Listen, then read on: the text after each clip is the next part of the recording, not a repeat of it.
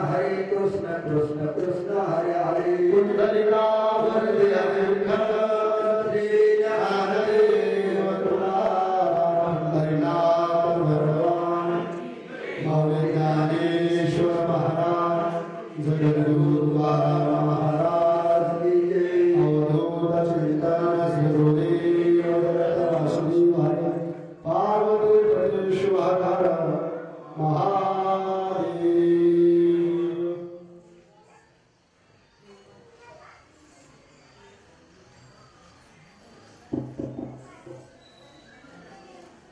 संतांचे उपकार मज निरंतर जागविती काय द्यावे त्याशी भावे उतराई ठेविता हा पायी जीव थोडा सहज बोलणे हितोपदेश करुणी सायास शिकविती तुका म्हणे वच्च धेनुरेचे चित्ती पैसे मजे हेती सांभाळिता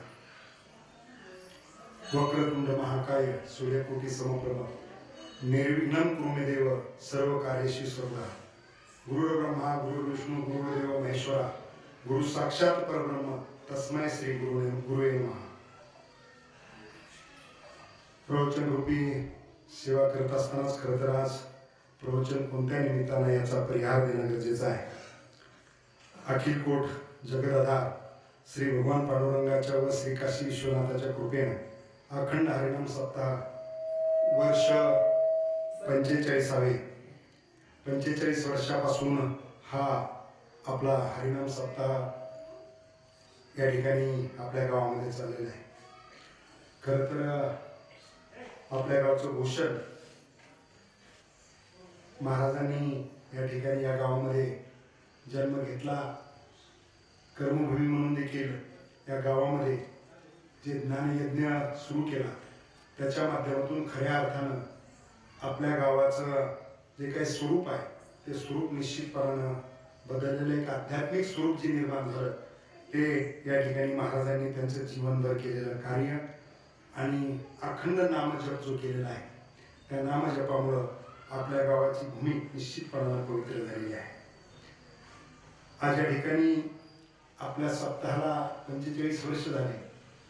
45वे वर्ष या ठिकाणी या सप्ताहाच्या निमित्तानं सुरू असतानाच खरं तर काही कार्यकर्त्यांनी आग्रह केला की प्रवचन खरं तर कीर्तन करा असं म्हणत होते। मी म्हटलं आता नुकताच आध्यात्मिक क्षेत्राकडे वाटचाल केलेली आहे आणि काही प्रवचन निश्चितपणानं वेगवेगळ्या अभंगावरती मी यापूर्वी केले, परंतु गावचा सप्ताह आहे आणि गावच्या सप्ताहामध्ये प्रवचन करत असताना महादेवाच्या मंदिरामध्ये हा सप्ताह होत असताना खरं तर या मंदिराचं आणि माझं जे नातं आहे ते वेगळं आहे। मी लहानपणापासून माझी आजी आपल्या सगळ्यांना परिचित बाई हे मला सकाळी आंघोळ केली की सांगायचे महादेवाला जाऊन पाणी घालू नये। 7वी पर्यंत सातत्यानं त्या ठिकाणी दररोज आंघोळ केल्यानंतर या महादेवाच्या दर्शनाला यायचं, पाणी घालायचं आणि महादेवाची प्रार्थना करायची। हा क्रम मी माझ्या जीवनामध्ये त्या कालखंडामध्ये ठेवलेला होता। शिक्षणासाठी बाहेर गेल्यानंतर हा क्रम खंडित झाला, परंतु त्या भूमीशी एक वेगळं नातं हे जन्मानं देखील आहे, कर्मानं देखील आहे, कर्मभूमी म्हणून देखील आहे। खरं तर या भूमीची ताकद देखील वेगळी आहे। आता त्याच्यावरती फार सविस्तर मी बोलणार नाही, कारण या ठिकाणी प्रवचनानंतर लगेच कीर्तनाचा कार्यक्रम आहे आणि म्हणून या ठिकाणी गावातच प्रवचन आणि सहकार्यांचा आग्रह तो आग्रह मोडायचा नाही आणि म्हणून खऱ्या अर्थानं प्रवचनाला या ठिकाणी यायचं मान्य केलं। आजच्या प्रवचन रूपी सेवेसाठी घेतलेला अभंग जो आहे, जो जगतमान्य, जगतप्रिय, जगतभूषण, जगत अधिकारी, जगतवंदनीय श्रीमंत संत जगद्गुरु तुकाराम महाराजांचा 4 चरणाचा अभंग आहे। या अभंगामध्ये तुकाराम महाराजांनी संतांचे उपकार आपल्या सगळ्यांच्या समोर मांडण्याचा प्रयत्न केलेला आहे आणि ते मांडत असताना प्रश्नार्थक रूपाने त्यांनी ते मांडण्याचा प्रयत्न केलेला आहे। काय सांगू आता संतांचे उपकार? ते मला नेहमी संत जे आहेत, संतांनी एवढे उपकार माझ्यावरती केलेले आहेत की ते निरंतर मला जागे ठेवण्याचा प्रयत्न करतायत आणि ते माझ्या हितासाठी मला जागे ठेवण्याचा प्रयत्न करतायत आणि म्हणून त्यांच्या या ऋणातून उतराई होण्यासाठी काय करावं तर जीव जरी त्यांच्या पायावरती ठेवला तरी त्यांच्या उपकारातून उतराई होता येत नाही असं जगद्गुरू या ठिकाणी सांगतात. कारण त्यांचं सहज बोलणं जे आहे त्या सहज बोलण्यातून देखील हितोपदेश त्या ठिकाणी केला जातो. त्याचप्रमाणे त्या ठिकाणी जसं गाईचं वासराविषयीचं प्रेम आहे तशाच प्रकारचं प्रेम देऊन मला माझा सांभाळ त्या ठिकाणी संत करतात. अशा प्रकारचे या अभंगातून त्या ठिकाणी सांगण्याचा प्रयत्न जगद्गुरु तुकाराम महाराजांनी केलेला आहे. थोडक्यात अभंगाचा अर्थ आपल्या सगळ्यांच्या समोर मांडण्याचा प्रयत्न केलेला आहे. मी माझ्या बुद्धीप्रमाणे माझ्या कुवतीप्रमाणे त्या ठिकाणी या अभंगाचं निरूपण विश्लेषण आपल्या सगळ्यांच्या समोर मांडण्याचा प्रयत्न करणार आहे. खर तर संतांचे उपकार जगद्गुरु तुकाराम महाराजांनी सर्वश्रेष्ठ आहेत असं सांगण्याचा प्रयत्न केलेला आहे. आपल्यावरती उपकार कोणाकोणाचे आहे? खर तर मनुष्याच्या जीवनामध्ये प्रत्येकावरती कोणाचे ना कोणाचे उपकार आहेत. मात्र या जीवसृष्टीमध्ये जे उपकार आहेत ते देवाचे उपकार आहेत, आई वडिलांचे उपकार आहेत आणि संतांचे उपकार आहेत. परंतु देवाच्या उपकारापेक्षा आई वडिलांच्या उपकारापेक्षा देखील संतांचे उपकार श्रेष्ठ आहेत अशा प्रकारचं जगद्गुरु तुकाराम महाराजांनी या अभंगाच्या निमित्तानं आपल्या सगळ्यांना सांगण्याचा प्रयत्न केलेला आहे. उपकाराचे प्रकार आहेत. उपकारावर उपकार करणं, उपकारावर अपकार करणं म्हणजे ह्या प्रवृत्ती आहे. अपकारावर उपकार आणि उपकारावर उपकार अशा या ठिकाणी निश्चितपणानं उपकाराच्या एक वेगवेगळे टप्पे निश्चितपणानं पडत आहेत. तर या ठिकाणी खरं तर या उपकारासाठी देवानं 7 वस्तू निर्माण केलेल्या आहेत. रविचंद्र धनावृक्षा नदी गाव गावस्य सज्जना येथे परोपकार आहे युगे देवेने निर्मिता. देवानं 7 वस्तू उपकाराकरता निर्माण केलेल्या आहेत. त्या 7 वस्तू कोणत्या? तर सूर्य आहे, चंद्र आहे, मेघ आहे, वृक्ष आहे, नदी आहे, गाव आणि सज्जन. सज्जन म्हणजे संत, गाव म्हणजे गाई. असे 7 पदार्थ देवानं उपकारासाठी निर्माण केलेले आहे. त्याच्यामध्ये सूर्याचा उपकार जो आहे तो सूर्य आपल्याला रोज प्रकाश देतो. त्या प्रकाशाच्या माध्यमातून मनुष्याच्या शरीरासाठी प्राणी मात्राच्या शरीरासाठी डी जीवनसत्व मिळतं. सूर्याची किरण त्याच्या माध्यमातून पिकांना जे खाद्य लागतं हे पिकांना पाणी आणि खताची जेवढी गरज आहे त्याच्याही पेक्षा थोडीफार होत नाही जास्त सूर्यप्रकाशाची आवश्यकता आहे.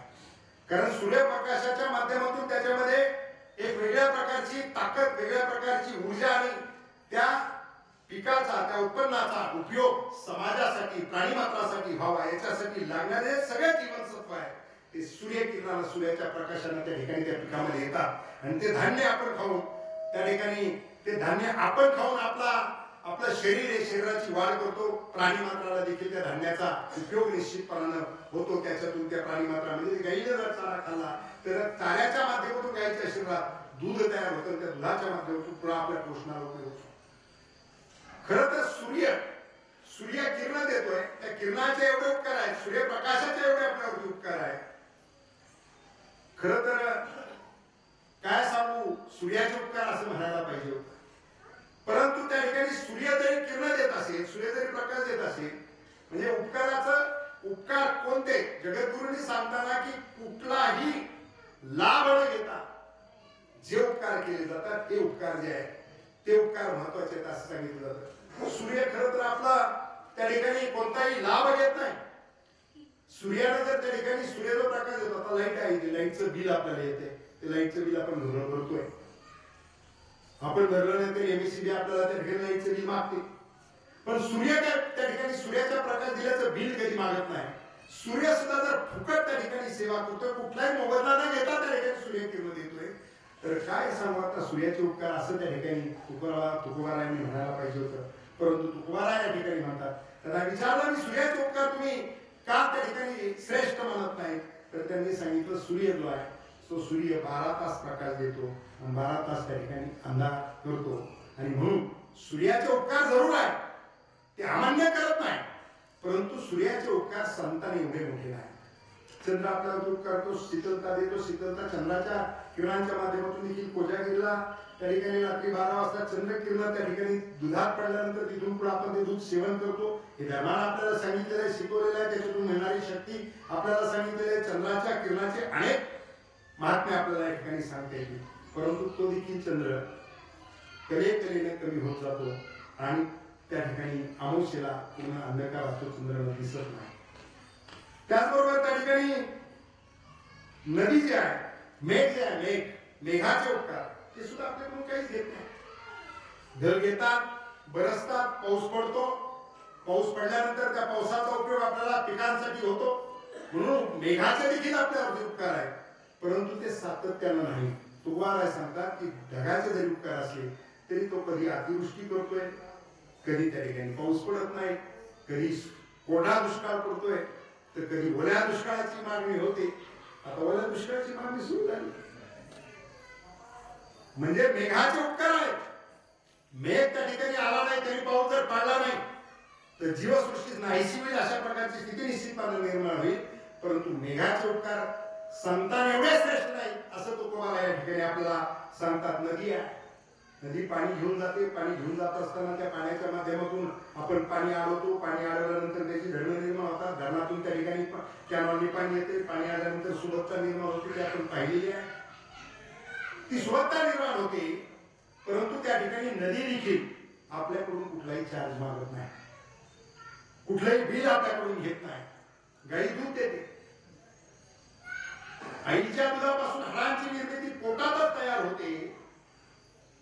आईच्या दुधापासून त्या ठिकाणी मनुष्याचं जीवन बळकट होतं. आईच्या दुधानंतर गाईच्या दुधाला त्या ठिकाणी स्थान दिलेलं आहे. गाईचं दूध देखील गाई देत असताना खरं तर गाईचं दूध गाईच्या वासरासाठी आहे, परंतु वासराच्या वाट्याचं दूध आपण घेतो, आपला पिंड मोठा करण्याचा प्रयत्न करतो. गाईचे देखील उपकार खूप मोठ्या प्रमाणात, कधी तक्रार करत नाही की माझ्या वासरासाठी दूध आहे आणि ते तुम्ही काढून तुमच्या वासरांना पाजताय, अशी गाईने कधी तक्रार केली नाही. म्हणून गाईचे उपकार देखील आहेत, परंतु ह्याही उपकारापेक्षा त्या ठिकाणी संतांचे उपकार तुकोबारायांनी श्रेष्ठ सांगितले आहे. कारण संत जे आहे, संत मोबत घेत नाही, परंतु संत उपकार करत असताना देवाचे, आईवडिलाचे आणि संतांचे उपकार जे आपल्याकडे सांगितलेले आहेत, देवाचे उपकार जे आहे ते देव उपकार जो आहे, देव उपकार करत असताना त्यांच्या भक्तावरतीच उपकार करतात. देव उपकार करत असताना दुष्ट प्रवृत्तीच्या व्यक्तीवरती उपकार करत नाही. आणि म्हणून मग देवाच्या उपकाराला देखील मर्यादा आहे असं जगद्गुरु तुकाराम महाराज या ठिकाणी सांगतात. आईवडिलांच्या उपकाराच्या बाबतीमध्ये आईचे उपकार जे आहे, आईचे उपकार अनन्य साधारण आहे. आता जसं सांगितलं की आई गर्भातच त्या ठिकाणी एक, मायमावल्यांची माफी मागून सांगतो की गर्भातच त्या ठिकाणी एक वेगळ्या प्रकारचं दूध त्या हाडांच्या वाढीसाठी आईच्या पोटामध्ये निर्माण होतं. त्या गर्भातून आपली हाडं तयार होतात. हाडं तयार करण्यापासून तर आपल्याला मोठं करेपर्यंत आईचं दूध जे आहे ते उपकार आपल्यावरती करत असतात. खरं तर एक दृष्टांत त्या ठिकाणी सांगण्यासारखा आहे की प्रभू श्रीराम ज्यावेळेस रावणाचा पराभव करून अयोध्येत आले आणि अयोध्येत आल्यानंतर ऋषमू पर्वतावरती हनुमंतराय प्रभू श्रीराम अंजनीच्या भेटीसाठी ज्यावेळेस गेले, त्यावेळेस माता अंजनीला हनुमंतरायानं त्या ठिकाणी श्रीलंकेपर्यंत जाईपर्यंत रावणाचा पराभव करेपर्यंत सगळा इतिहास सांगत असताना प्रभू श्रीराम हनुमंतरायाचं कौतुक करत होते. आणि ते कौतुक करत असताना अंजनी मातेनं मात्र एक उल्लेख केला की हनुमंतराय त्यांच्या दुधात, मी त्याला जे दूध पाजलेलं आहे त्या दुधाची ताकद हनुमंतरायाने खऱ्या अर्थाने या ठिकाणी वापरायला पाहिजे होती. तुम्हाला सेतू बनवून पलीकडे नेण्यापेक्षा रावणाचाच मुलगा तुमच्या पुढे टाकायला पाहिजे होतं असं अंजनी मातेनं सांगितलं. आणि अंजनी मातेनं त्या ठिकाणी सांगितलं की माझ्या दुधाची प्रौढी कळी काळाची नदी पुढी येत रावणा अधिक बापुडी घुंगुडी देशी. माझ्या दुधात ताकद एवढी होती की रावण एकदम किरकोळ हनुमंतरायाच्या पुढे होता असं अंजनी मातेनं सांगितल्यानंतर प्रभू श्रीरामानं विचारले की माते तुमच्या दुधाची ताकद काय? खरं तर रामायणामध्ये तसूभर केसभर देखील त्या ठिकाणी प्रभू श्रीरामाला बदलता आलं नाही किंवा केसभर देखील लिहिलंय त्याच्या पलीकडे जाता आलं नाही. खरं तर प्रभू रामाला ते सांगायच्या ऐवजी त्यांना आईच्या दुधाची ताकद, अंजनी मातेच्या दुधाची ताकद काय ते विचारायचं त्यांनी विचारलं. अंजनी मातेनं त्या ठिकाणी स्तन पिळलं आणि समोरच्या डोंगराचं पीठ झालं. ही ताकद त्या मातेच्या दुधाची होती. मातेच्या दुधाची ताकद तुकोबाला आनंद करत नाही. तुकोबारायांनी ती ताकद खूप मोठी आहे हे सांगितलेलं आहे. मात्र आईची उपकार जे आईच्या उपकाराला देखील मर्यादा आहे. कारण आई उपकार करताना स्वतःच्या लेकरावरती करते, दुसऱ्यावरती उपकार आई करत नाही. आणि म्हणून आईच्या उपकाराला देखील मर्यादा आहे असं या ठिकाणी तुकोबाराय सांगतात. देवाच्या उपकाराला मर्यादा आहे, आईच्या उपकाराला मर्यादा आहे. मात्र संत जे आहेत, संत उपकार करत असताना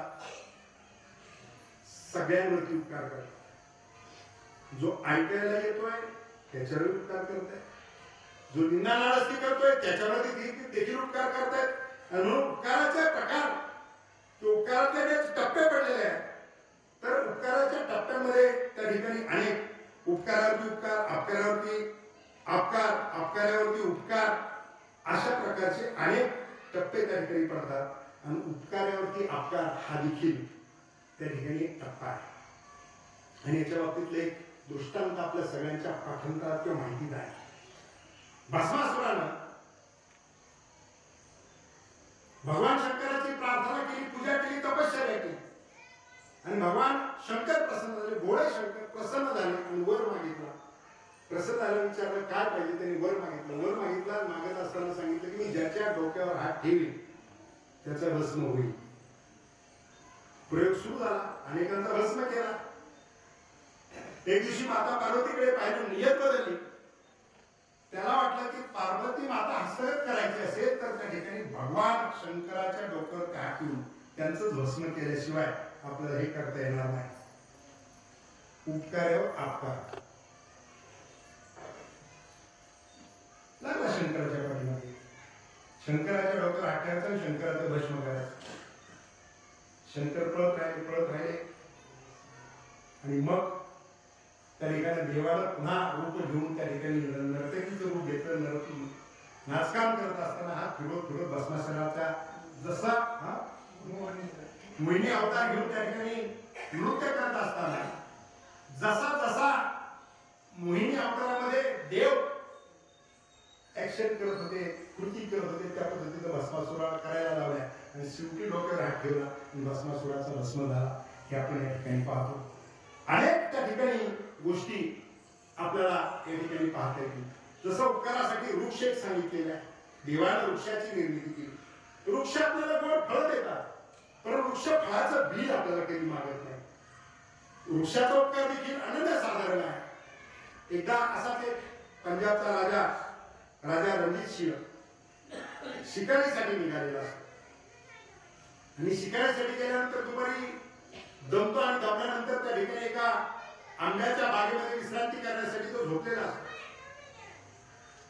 जेवण झालेलं झोपलेलं असल्यानंतर सैन्य देखील बाजूला बसलेला असतं. त्या सैन्याला थोडीशी त्यांनाही गुंगी लागते.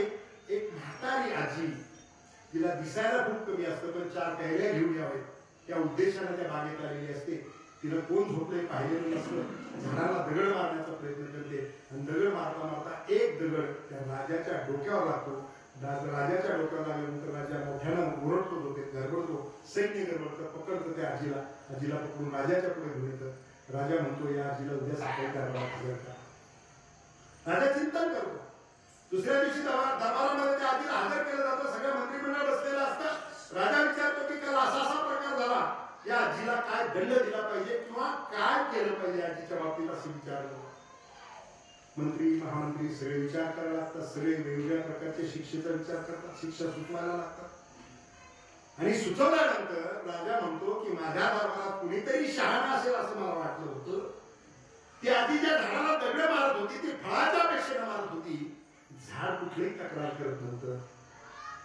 मग मला जर तिचा एक चुकून दगड लागला असेल तर त्या आजीला शिक्षा देणं म्हणजे झाडाचे उपकार आहेत आणि मी त्या ठिकाणी त्याच्यापेक्षा उलट्या प्रकारची कृती करतोय असं माझं नोंद केली जाईल. म्हणजे आजीला शिक्षा न देता तिला बक्षीस देऊन त्या ठिकाणी तिने मला एक संदेश दिला की झाडाला दगड मारला तरी झाड कुठली तक्रार करत नाही, म्हणून बक्षीस देऊन तिचे त्या ठिकाणी ओटी भरून त्या म्हातारीला तिच्या घरी पोहोच करा, अशा प्रकारचा राजा त्या ठिकाणी संदेश देतो. उपकार अपकार सगळ्या गोष्टी पाहिल्या, पण परोपकार हा जीवनात सगळ्यात महत्वाचा आहे. आणि तुकोबारायांच्या जीवनामध्ये परोपकार फार मोठा होता. आपण तुकोबारायांचं जीवन जर पाहिलं तर जगद्गुरु तुकाराम महाराज जन्मालाच परोपकारासाठी आले होते. अशा प्रकारचं त्यांचं जीवन सगळं आपण पाहिलं तर आपल्याला पाहायला मिळतं. खरं तर किती परोपकार आहे तुकाराम महाराजांचा आपल्यावरती, किती उपकार आहे महाराज. आज देखील कुठलाही कीर्तनकार कुठलाही प्रवचनकार तुका म्हणेशिवाय आपल्याला काही पुढे जाता येत नाही. हे तुकाराम महाराजांचे आपल्यावरती उपकार आहे. तुकाराम महाराजांच्या परोपकाराचं उदाहरण सांगायचं झालं तर लहानपणी तुकाराम महाराज त्यांच्या मित्रमंडळीमध्ये खेळत होते. खेळत असताना एका गरीब दलित कुटुंबातला मुलगा त्यांचा मित्र होता.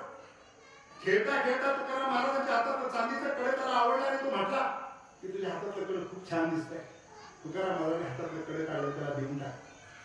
2 दिवसानं तुकाराम महाराजांच्या वडिलांची सावकारकीचा व्यवसाय होता. त्या मुलाच्या वडिलांकडे पैसे होते म्हणून ते गेले, मागणी केली. मागणी केल्यानंतर त्यांना सांगितलं की आता माझ्याकडे द्यायला काही नाही. दिवाणजी बरोबर चहापेक्षा किती गरम म्हणतो ना आपण, दिवाणजी बरोबर होता. त्यानं पाहिलं याचं पोरग याच्याजवळ त्याच्या हातातच चांदीचं कडे आहे, म्हणतो काय द्यायला नाही. तो मालकाला सांगतो त्याच्या हातात चांदीचं कडे आहे. दिवाणजीच मागतो, ते चांदीचं कडे घेतात येतात आणि येताना तुकोबार याच्या वडील हातात घेतात आणि पाहतात, हे तर तुकारामाचं कडे दिसतंय. घरी गेल्यानंतर धर्मपत्नीला बोलवतात, तुकाराम महाराजांच्या आईला बोलवतात, हे कडक तुझ्या लक्षात येत आहे का. आईनं सांगितलं हे तर तुकारामाचं कडे आहे. तुकाराम महाराजांना बोलवलं जातं, हातात कडे नाही पाहिलं जातं. कडक कुठे गेलं म्हणून आई विचार तो सांग. तुकाराम महाराजांनी सांगितलं मी माझ्या मित्राला आणलं. आई म्हणायला लागली अरे असं कुठं कडक देतात का, चांदीचं कडक कुठं देतात का कोणाला. त्याने काय करू आहे, सोन्याचं नव्हतं म्हणून सांगितलं. हे परोपकार तुकोबाराय त्या ठिकाणी जीवनभर परोपकार करत असताना परोपकाराच्या अनेक उदाहरणं त्याची सांगता येतील. उमऱ्याच्या बाजाराला गावात काही मंडळी चाललेली होती, तुकोबाला रस्त्याच्या कडेला भजन करत बसलेले होते. उमऱ्याच्या बाजाराला जाताना सगळे म्हणले तुकोबाराय चला बाजारला येता का. चला भजन म्हणत म्हणत तुकोबाराय गेला. एक जक्कड म्हातारी काठी टेकवत टेकवत टेकवत चाललेली होती. तुकोबाराय तिच्याजवळ थांबलेली आधी कुठं चालला. तुम्ही बाबा बाजारला चालले. तुकाराम महाराज म्हणले आई तुम्हाला चालायला त्रास होतोय, तुम्ही माझ्या पाठीवरती बसा, मी तुम्हाला घेऊन जातो. ती म्हणते बाबा तू बाजारात चाललाय. तुम्ही हो बाजारात चाललाय, मला पाठीवर येण्यापेक्षा माझा हा तेलाचा नळा घे आणि पैसे देते तेवढं तेल घेऊन. तुकाराम महाराज म्हणतात ठीक आहे साहेब घेऊन येतो. तिथे जातात, तो तेलाच्या जवळ नळा देतात. तिली नुकताच आलेला असतो. तो म्हणतो तुकोबारा तुम्ही आला ते बरं झालं, माझा सहकारी आलेला नाही, मला मांडव बांधायला मदत करा, मला बैल बांधायला मदत करा. तुकोबारा त्याला मंडप बांधू लागतात. त्याचा व्यवसाय सुरू होतो. ते नळा ठेवतात, पैसे ठेवतात, बैलांना चारा टाकतात, बैलांना पाणी पाहतात. तुकोबारा परत येतात. परत आल्यानंतर तो तेलाचा नळा त्यांनी तेल टाकून ठेवण्याचं ते तेल घेऊन परत तुकोबारा ज्यावेळेस निघतात, ती म्हातारी रस्त्याच्या कडेला बसून वाट बघत असते. ज्यावेळेस तो नळा हातात दिला जातो ती म्हातारी आनंदी होते आणि आठवड्याचं तेल सांगितलेलं असतं. महिना झाला तरी तेल संपत नाही, 2 महिना झाला तरी तेल संपत नाही. त्या म्हातारी गावात महिलांकडून प्रचार लगेच होतो. बीबीसीची बातमी लवकर जात नाही, त्याच्यापेक्षा जास्त लवकर महिलांच्या यंत्रणेतून बातमी खात जाते. त्या म्हातारीने सांगितलं की मी 8 दिवसाचं तेल सांगितलं तर तुकाराम महाराजांकडे वेळा दिला होता, 2 महिने झाला तेल संपत नाही. पुढच्या तुकाराम महाराज ज्यावेळेस बाजारला चाललेले होते, गावातले सगळे रांगेनं भांडे घेऊन उभे होते. कुणी नळा घेऊन होतं, कुणी किटली घेऊन होतं, कुणी बाटली घेऊन होतं, कुणी पैसे सगळ्यांनी दिले तुकोबाराला. त्या ठिकाणी कुठं हाताला वाटल्या बांधतात, कुठं कमरेला वाटल्या बांधतात, तेलाची भांडी बांधतात, पैसे देतात. तुकोबाराने सगळ्यांचे पैसे घेतले, कोणाचे पैसे किती, कोणाचं तेल किती, काही हिशोब नाही, सगळं घेतलं आणि घेऊन गेले. परोपकार सगळीकडे बांधायला जागा नाही राहिली तरी त्यांच्या अंगाला सगळीकडे भांडी बांधली.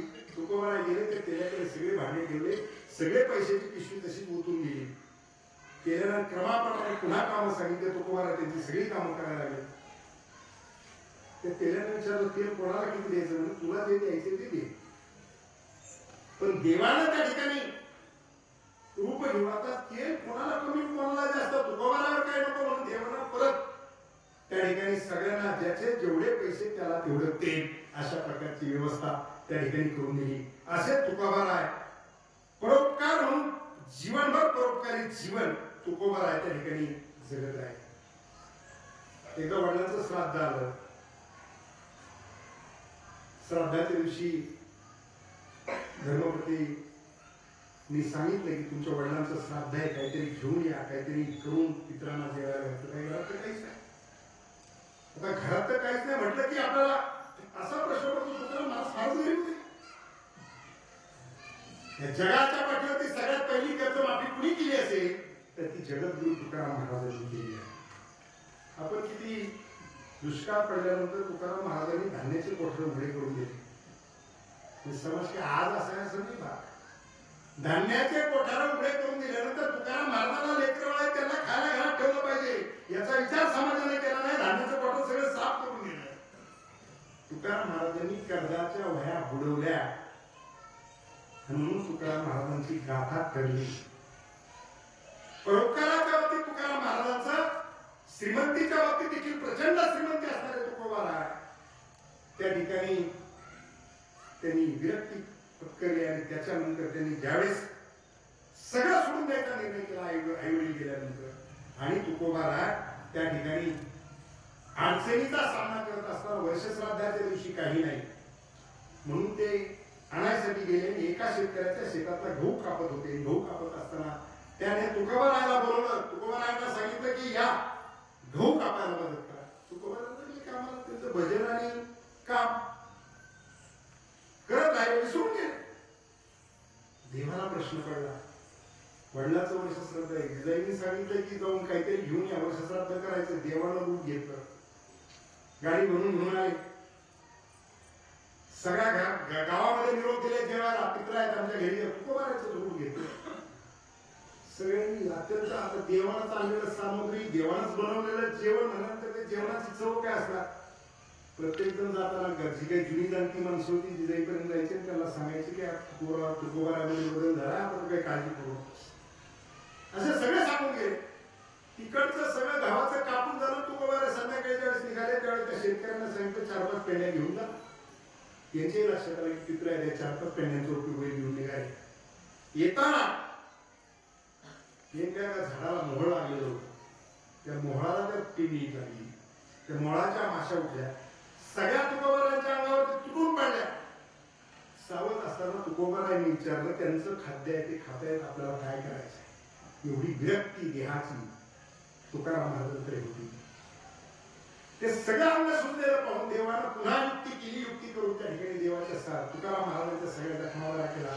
तुकाराम महाराज घरी आले. गव्हाच्या पेंड्या टाकल्या आणि बायकोला सांगायला लागले की आता वर्षश्राद्धाचा स्वयंपाक कर. सगळं गाव जेवायला बोलवलं. तुम्ही सगळ्यांना जेवायला घातलं. परत भांडे तुडे त्या ठिकाणी सगळ्यांचे त्याच्या घरी येऊन परत तुम्ही आले. तुम्ही काय झालंय काय तुम्हाला. तुकोबाराच्या लक्षात आलं हे सगळं देवाने केलं. आणि मग तुकोबारायांनी डोळे भरून आले आणि देवाला सांगितलं तुला यावं लागेल आता. आणि देव त्या ठिकाणी अट्टास तुकोबारायाने केला. देव आले आणि मग देव आणि तुकोबाराय धर्मपत्नी सगळ्यांनी एकत्र जीवन केलं. म्हणजे जीवन अशा पद्धतीचं तुकोबाराय जगले.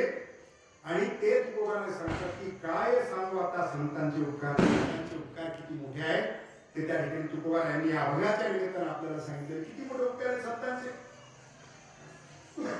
जर आपण ठरवलं आपल्या जीवनाचं कल्याण करायचं तर या अभंगाचं ऐकल्यानंतर हे प्रवचन किंवा तुकोबाराच्या अभंगाचं जर चिंतन केलं तर निश्चितपणे प्रत्येक जण आपल्या जीवनाचं त्या ठिकाणी आमूलाग्र कल्याण करू शकतो.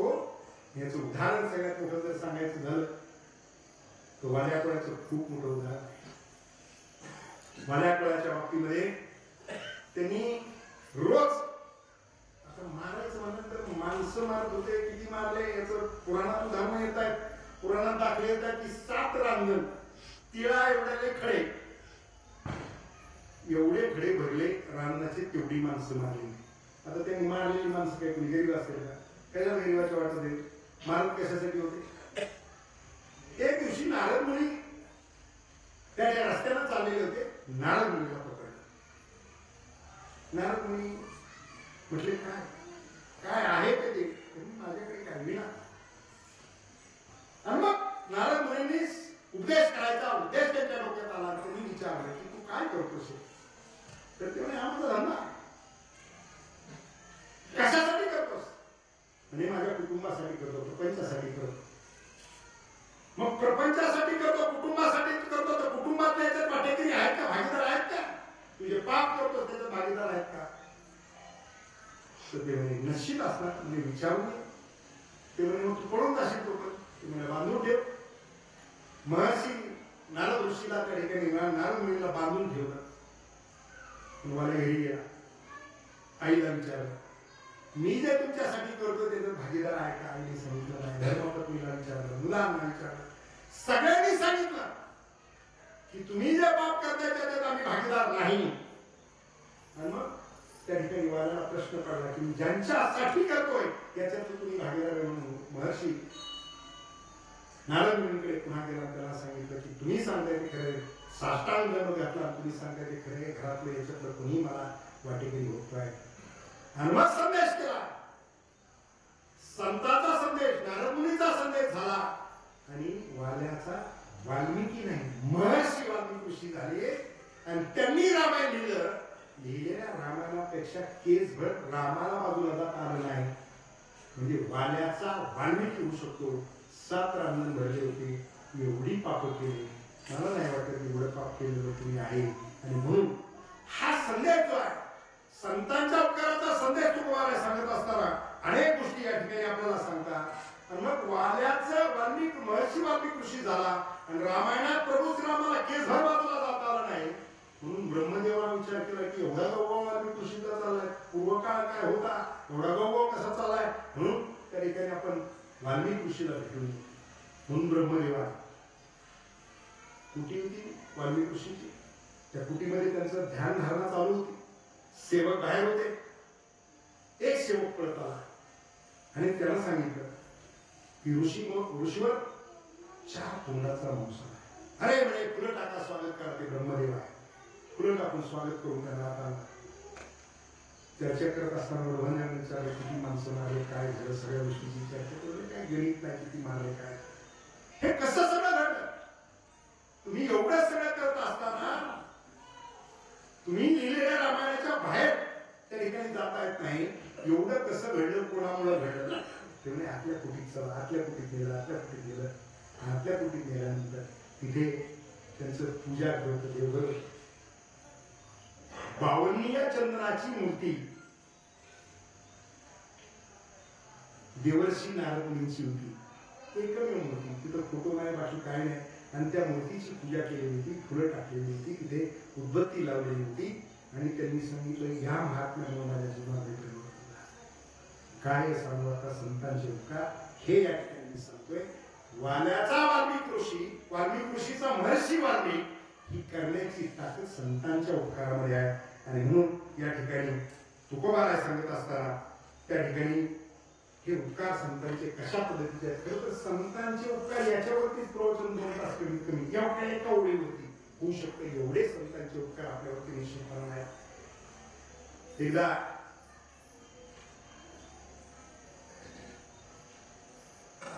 दुर्योधन इंद्रप्रस्थाला जाऊन भीमाकडे जातो. तिथे जातो दिवसभर त्या पांडवांमध्ये लैलावतो. अंधार वेळीची व्यवस्था करतो. आणि निघताना आता निघतो म्हणून सांगतो. तर धर्मराज म्हणतात ते दुर्योधन सुयोधन आता अंधार झालास. तू सुट्टीला भीमाला घेऊन जा. त्याच्या मनात ते तर पाप होतं. त्याच्यासाठी तर तो आला होता. त्याला भीमाला घेऊन जायचो. भीमाला हस्तिनापूरला घेऊन गेला.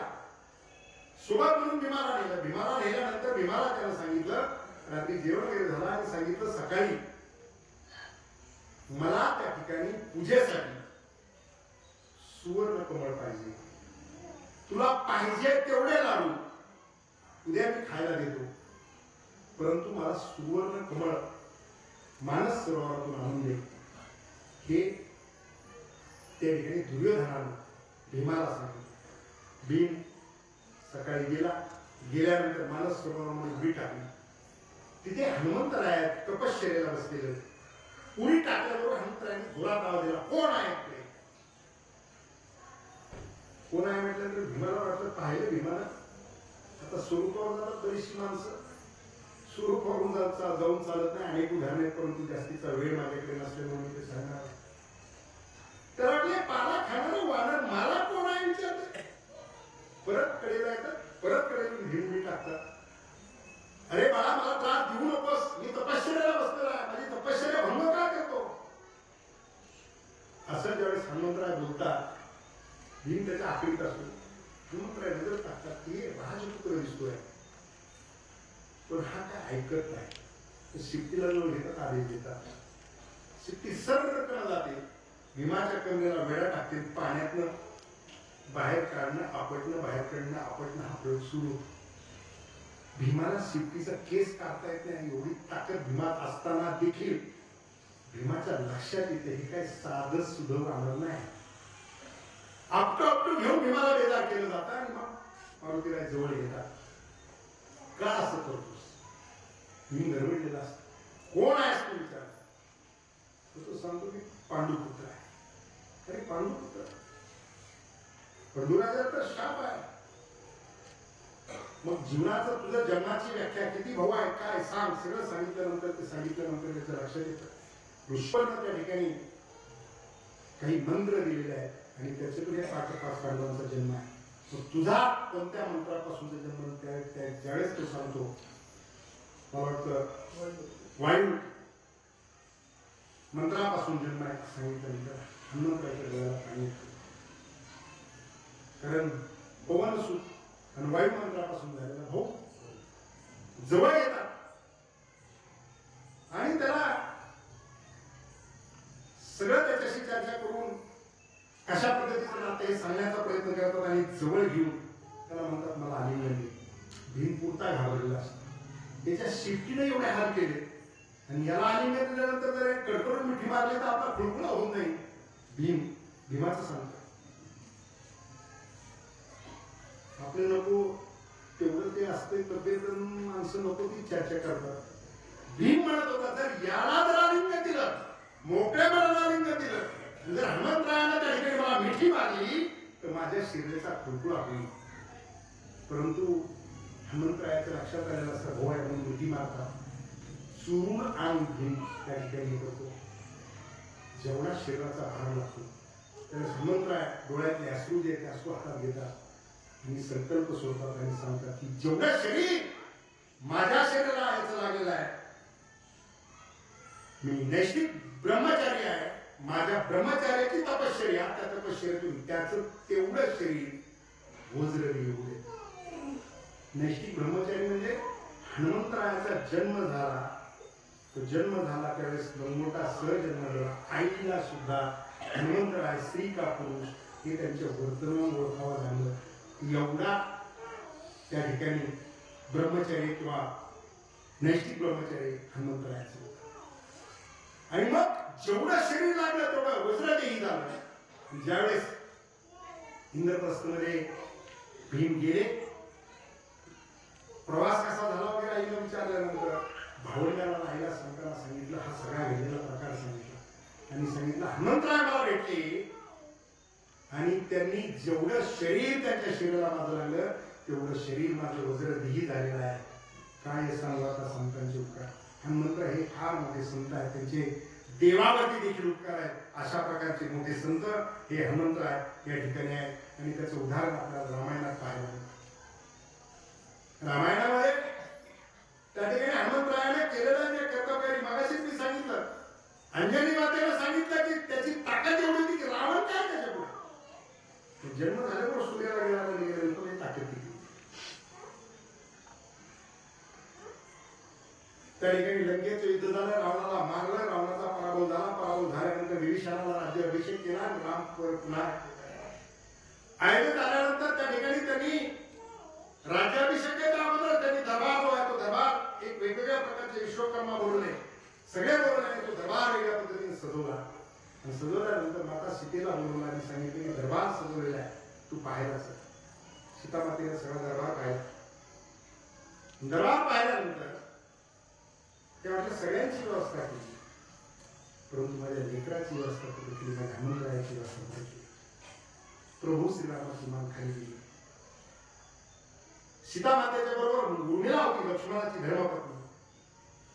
बाजूला गेल्यानंतर तिनं सांगितलं की प्रभू मी एवढं सगळं केलं, सगळ्या ऋषीमुनींनी त्याला मान्यता दिली, आणि त्या हनुमंतरायासाठी तुम्ही कशासाठी प्रभूला नाराज केलं, कशासाठी मिठी धरलं? कोण आहे हनुमंतराय? काय हनुमंतरायाचं आहे?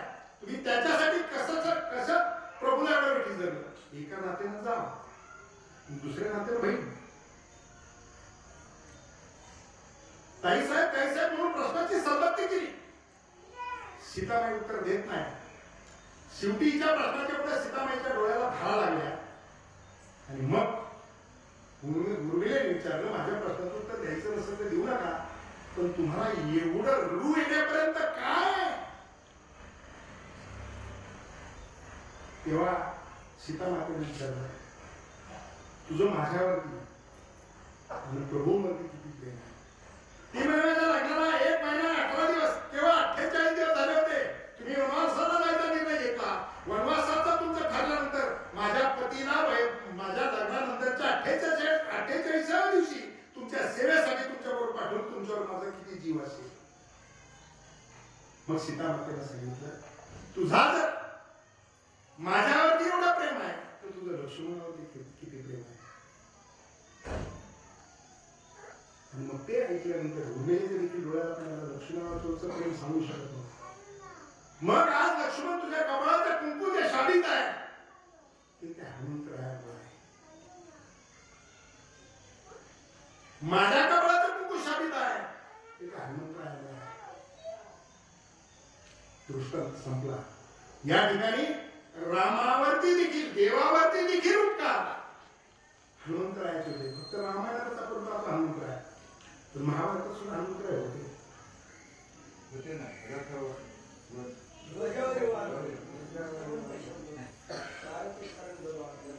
महाभारत झालं, अर्जुनाने त्या ठिकाणी सगळे लढाईमध्ये सगळे संपले, भीष्माचार्य देखील पडले आणि सगळे पडले. आणि ज्यावेळेस विजय झाला त्यावेळेस अर्जुन त्या रथावरची उन्माद करायला लागला. विजयाचा त्या ठिकाणी इथे साजरा करायचा अशा प्रकारचं सांगायला लागल्यानंतर भगवान श्रीकृष्ण त्याला खाली उतर सांगत होते. हा ऐकत नाही. लक्षात आल्यानंतर भगवान श्रीकृष्णानं बळानं त्याला ढकलून दिला. अर्जुनाला रथावरती वर्ण उडी मारली आणि नंतर वरती पाहिलं, हनुमंतरायाने उडी मारली आणि कापरासारखा रथ जळून खाक झाला. आणि मग अर्जुनाला प्रश्न पडला, अर्जुनाला देवा हे काय? अरे ते वर बसलेले होते म्हणून हे सगळं सुरक्षित होतं, नाहीतर 65 दिवशी आपला सगळ्यांचा कार्यक्रम माझ्यासह झाला. हनुमंतरायाचे उपकार देवावरती रामायणातही पाहायला मिळतात आणि महाभारतात देखील पाहायला मिळतात. आणि म्हणून अशा प्रकारचं या ठिकाणी संतांचे देवावरती उपकार आहेत, संतांचे संतांवरती उपकार आहेत. उपकाराचे अनेक गोष्टी आहेत, उपकाराचे अनेक प्रकार आहेत. संतांचे संतांवरचे उपकार सांगायचे झालं तर आपल्या जवळच उदाहरण आहे. सद्गुरू संत शेख मोहम्मद महाराज, जगद्गुरू संत तुकाराम महाराज, हे 2 समकालीन संत. आता ठीक आहे, वेगळंच थोडंसं चालू आहे, आम्ही पाहतोय आम्ही काय करायचं. संत शेख मोहम्मद महाराजांचा इतिहास जर पाहिला, महाराज मी एका निमित्तानं थोडस खोलात गेलोय तर 1759 सालापासूनचे भागवत धर्माचा प्रचार आणि विठ्ठल नामाचं महात्म्य सद्गुरू संत शेख मोहम्मद महाराज जवळून मला अभ्यासाला मिळाला. अनेक ग्रंथ आणले मी पाहतोय. त्यामुळे महाराजांनी देखील एक पुरावा त्या ठिकाणी दिला, तो देखील मी माझ्याबरोबर घेतला. देहूमध्ये संत तुकाराम महाराज कीर्तनात रमलेले, ते तल्लीन झाले, सगळे भक्त तल्लीन झाले. हिला पूर्वीच्या काळात हिला म्हणायचे, आता पुढच्या करून आपल्याला चित्र काढून वापरते. याला आऊट म्हणते, त्याला पावर म्हणते, त्याला रांगण म्हणते, याला हिला म्हणते. हिला तर आत्याच्या व्यासपराला समजायचं. त्यावेळेस व्यवस्था लाईटची नव्हती, त्या ठिकाणी टेबे होते. टेंबा मंडपाला सगळे तल्लीन झाले. टेंबा मंडपाला आग लागली. श्रीगोंद्यात संत शेख मोहम्मद महाराजांचं कीर्तन चालू होतं. देहूमध्ये सद्गुरूचा जगद्गुरू तुकाराम महाराजांचं कीर्तन चालू होतं. तिथे मंडप पेटला, तिथे साक्षात्कार झाला, तिथे हात सोडायला सुरुवात केली, तिथे राग हातातून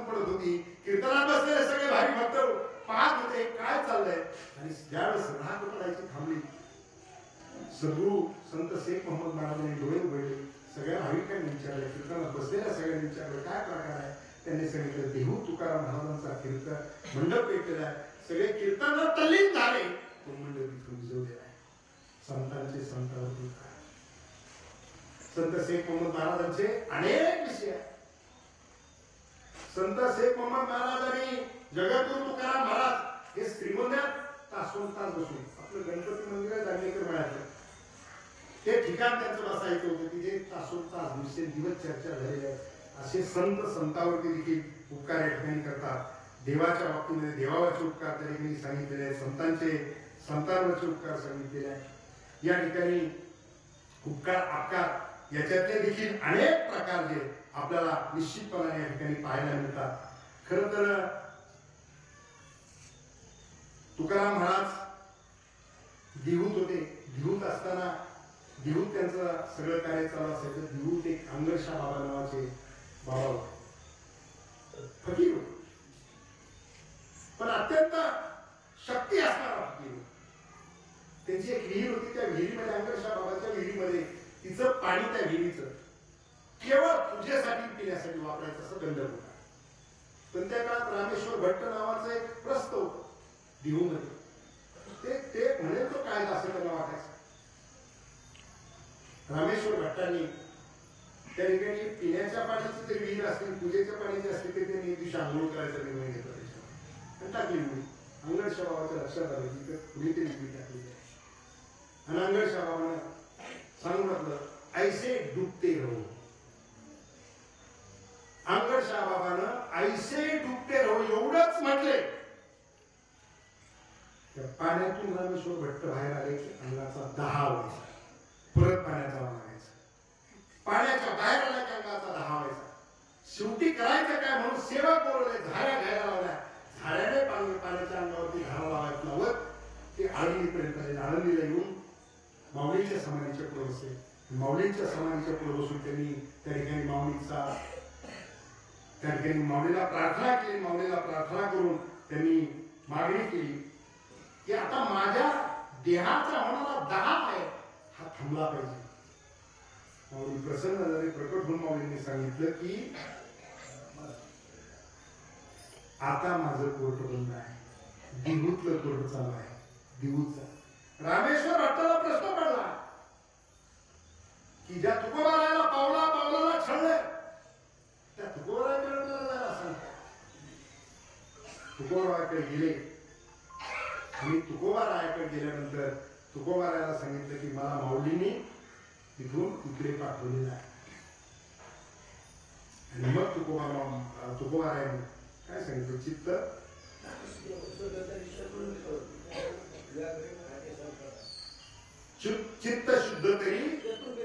शत्रू मित्र होती, व्याघ्रण खाती सर्प.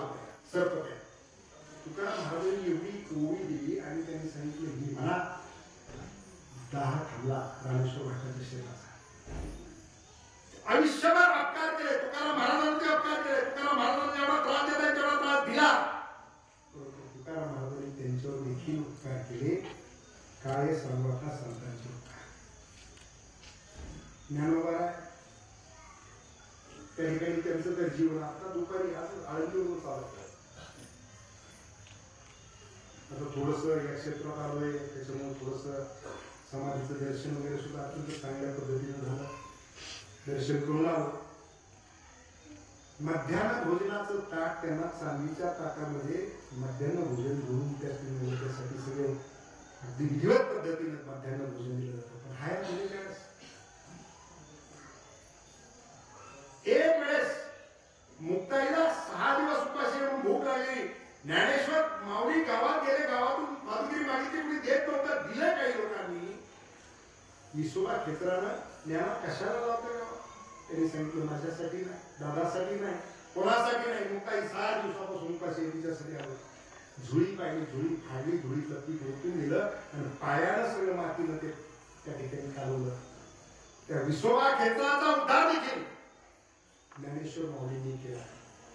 म्हणजे ज्यांनी अपकार केले त्यांच्यावरती उपकार करण्याची भूमिका फक्त संत करू शकतात. आणि म्हणून या ठिकाणी जगद्गुरु संत तुकाराम महाराज यांनी सांगितलेलं आहे किंवा जगद्गुरु संत तुकाराम महाराज असा प्रश्न विचारतात, काय सांगू आता संतांचे उपकार, म्हणजे काय सांगू. याचा अर्थ असा आहे की कोणत्या शब्दात सांगू, सांगायला माझ्याकडे शब्द नाही, अशा प्रकारचा अभंग जगद्गुरु तुकाराम महाराजांनी या ठिकाणी आपल्या सगळ्यांच्या समोर त्या ठिकाणी ठेवलेला आहे. या माझ्या पद्धतीनं खरं तर मी ठरवलेलं होतं की 7ला 5 कमी असताना प्रवचन संपवायचं, कारण आजचं जे कीर्तन आहे त्या ताईंना मला वाटतं जाधवताई रंजनताई चैतन्यताई जाधवांचं आज या ठिकाणी कीर्तन आहे. मला असं माहिती मिळाली की त्यांना 9 ते 11 पुन्हा घाटामध्ये कीर्तन आहे आणि म्हणून भागवत कथा तिथे चालू आहे, कीर्तन सांगितलं, कीर्तन होतो. तर म्हणून या ठिकाणी मी 7ला 5 कमी असताना हे प्रवचन संपवायचं असं ठरवलं. तुम्ही ते सांगितलं तुम्हाला की संतांचे उपकार याच्यावर बोलायचं म्हटलं, तेवढ्या एका वेळेवरती बोलताच दुर्योधन बोलता येईल अशा प्रकारची बुवा त्या ठिकाणी अभ्यास याच्यामधला निश्चितपणानं केलेला आहे. किंवा तेवढे उपकार संतांचे आपल्याला सांगता येऊ शकतात. या ठिकाणी मी माझ्या परीने अभंगाचं निरूपण करण्याचा प्रयत्न, विश्लेषण करण्याचा प्रयत्न आपल्या सगळ्यांच्या समोर केलेला आहे. जर काही चुकलं असेल तर तो माझ्या बुद्धीचा दोष आहे. जे काही बरोबर असेल ते माझे गुरु जगद्गुरु संत तुकाराम महाराजांचे 11 वर्ष हरिभक्तीपारायण माणिकप्पा मोरे यांचा आहे असं या ठिकाणी समजावं. विठ्ठल विठ्ठल विठ्ठल पुंडलिकावजा विठ्ठल श्री ज्ञानदेव तुकाराम पंढरीनाथ भगवान की जय. माऊली ज्ञानेश्वर महाराज की जय. जगद्गुरु तुकाराम महाराज की जय. श्री काशी विश्वनाथ महाराज की जय. हा आता विश्वात्मके देवे येणे वाजते दोषावे, दोषो निमज द्यावे पसायला नाही.